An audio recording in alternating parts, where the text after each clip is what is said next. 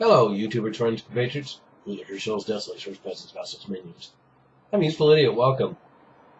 And here we are back in the good old USA again, and doing a series on corporate scum and banker scum. One of my favorite topics, and even though it's not a hot topic right now, it's always a hot topic for me. And speaking of old cases, how about the Bernie Madoff, J.P. Morgan financial crime of the century? And of course that's exaggerating, called crime of the century, but it's a humdinger. And the fact that they're all going to get away with it in a manner of speaking. Of course, Bernie Madoff's in jail, and he's wanted to talk about his experiences and the involvement of people in J.P. Morgan, but they're not going to give him the opportunity, so that's all going to stay hush hush. But this news story came out about it that it's pretty intriguing. Some of these details are pretty gruesome, as I like to say. And only 1,129 accounts from the Bernie Madoff scam have been made whole, and 36,000 accounts from around the world have not received a dime. And this is 6 years later, after that giant Ponzi scheme collapsed. And it turns out there's supposedly another 43,000 who hadn't even filed a claim yet.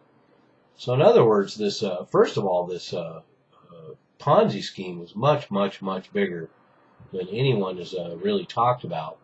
I'm not really sure what the numbers would be. The original figure I think used was 17 billion, and they're saying that upwards of 64 billion. And some of this is associated wealth that would have been accumulated since then. But a lot of that is just an inflation of just how much was involved in this Ponzi scheme. And so we're talking about another 70, nearly 80,000 people who have not received a dime, half who have not filed a claim and half who have filed a claim and not received anything. And it's kind of interesting. If you go back to November 2013, there's a press release that spoke of they were getting ready to accept 11,000 claims, and it turns out there's 80,000. So yeah, 51,700 claims with 36,000 reporting zero restitution. So this is just an amazing amount of losses. Losses 77% up to $500,000 investment lost, 9.5% of $500,000 to $1 million lost, and 13% of more than $1 million lost. So I would speculate that those top accounts that were made whole, 1,129, are certainly going to be insiders and people who are more in the upper zone of over 500,000 and over $1 million invested in these accounts. And the SEC knew and ignored and abetted this, and just staggering all the way across the board. 6 years later, many of Madoff's victims gave their money to hedge funds, banks, and funds who commingled the money with many other investors and then placed the money with Madoff under the fund's name. That's one of the reasons why it's being very difficult to sort this all out and get everybody covered. One factor is the principal is being returned and not the fictional profit. So that's another thing, is people are being made whole on what they put in originally and not what their fictional profits would be. But that's unfortunately lost, because if they were invested in this Ponzi scheme, it was around for decades, they invested in this Ponzi scheme, they're not going to get the interest and increase in assets that was accrued. $2.9 billion in claims have been approved.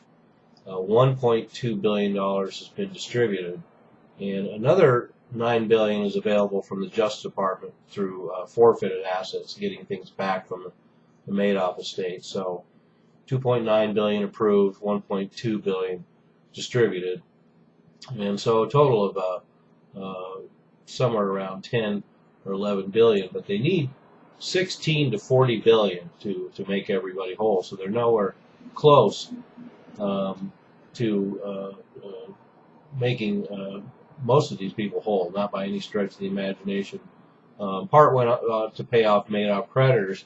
So of course, in all these cases, even the people that invested are going to lose out, especially all the smaller investors, and yet all the creditors, everybody that Madoff owned money, is certainly going to get paid right off the top. And interestingly enough, too, 6 years later, Madoff has never testified under oath, is my understanding, and nobody from J.P. Morgan has testified under oath, certainly not about this particular situation. So, like I said, SEC knew about this and ignored and abetted it. J.P. Morgan was even charged with 2 felonies for aiding and abetting this Ponzi scheme for 20 years. And they got deferred prosecution, of course, the usual, and a small fine, $350 million fine, and $1.7 billion paid to the Justice Department. Small potatoes to get out of essentially a crime of huge magnitude. And the Justice Department actually ended up protecting J.P. Morgan by blocking subpoenas by federal regulators, another fine, noble act by the Eric Holder and Obama administration. So this is not only a crime involving Bernie Madoff, but of course a crime involving J.P. Morgan. And it turns out that Helen Davis Chapman, who was a investor with the Madoff scheme, has a new book coming out called J.P. Madoff, The Unholy Alliance Between America's Biggest Bank and America's Biggest Crook. And I subscribe to that view. This is America's biggest bank in alliance with America's biggest crook, Bernie Madoff.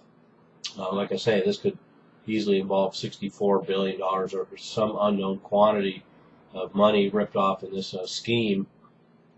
And this book makes that connection. This amount of money could not be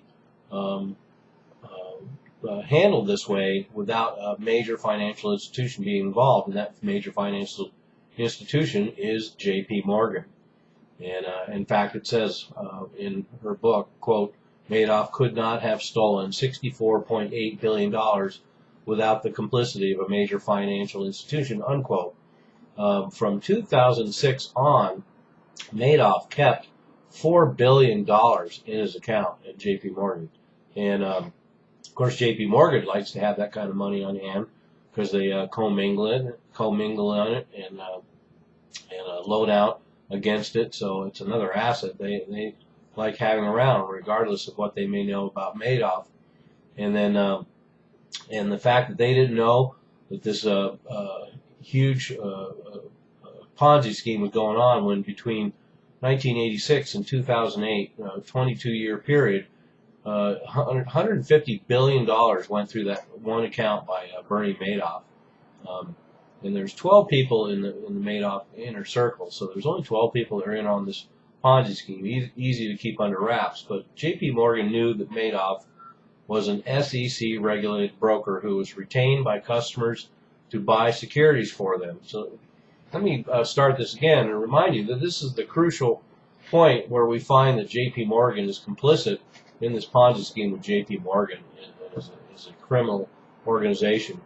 J.P. Morgan knew that Madoff was an SEC-regulated broker who was retained by customers to buy securities for them.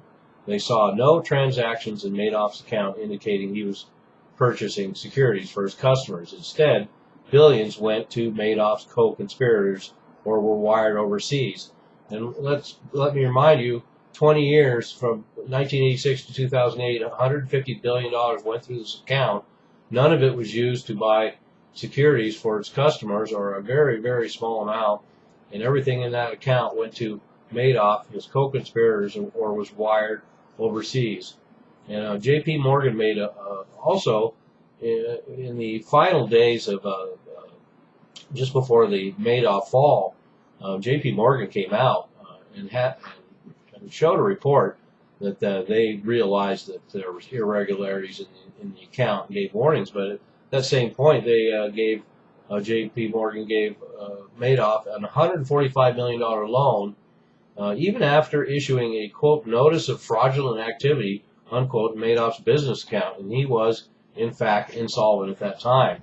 And so what an amazing, sordid story. I know it's 6 years later. Most people aren't watching this, but this entire Bernie Madoff Ponzi scheme is a staggering criminal act, and J.P. Morgan's complicity in it is a staggering financial crime, and it's just one of the most biggest financial crimes of the 20th century, and now in the 21st century. I'm sure we got some bigger ones coming down the pike, but for the time being, this one's huge, and hopefully we'll see some more repercussions. But of course, nothing will happen because J.P. Morgan controls the world. I'm a useful idiot. Don't you be one too?